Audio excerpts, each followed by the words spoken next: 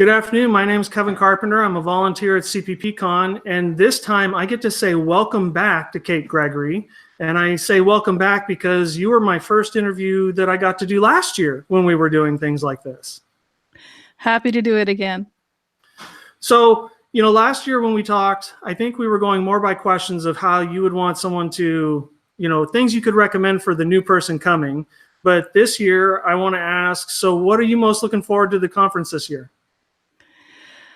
Well, first of all, I'm looking forward to the new venue. That's going to be exciting and fun. I'm going to miss the Maidenbauer, but a new place to explore, that'll be fun.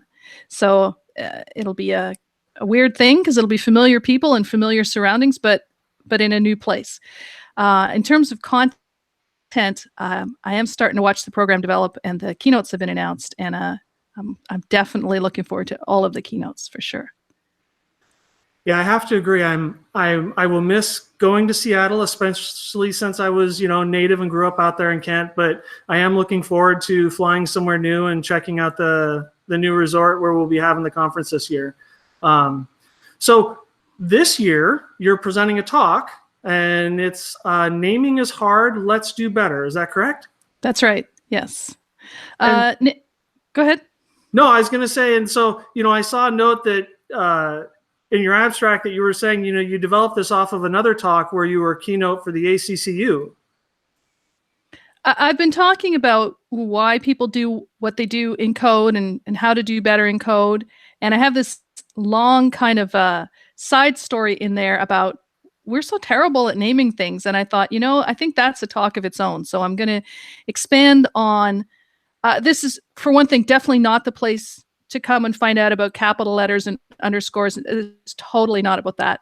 But just about choosing a name that's actually useful to the people who have to use it, and choosing a name that contributes to people understanding your code and your code telling a story of what it's doing and why.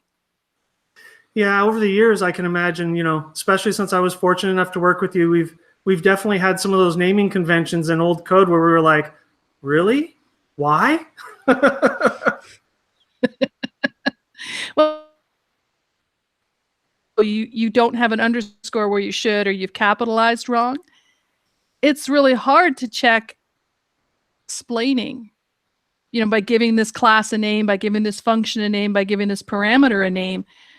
Are you making this crystally obvious to everyone who reads it?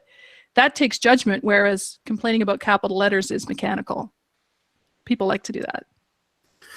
So I will ask, what is the one thing you're hoping people will really take away from your talk this year after they come?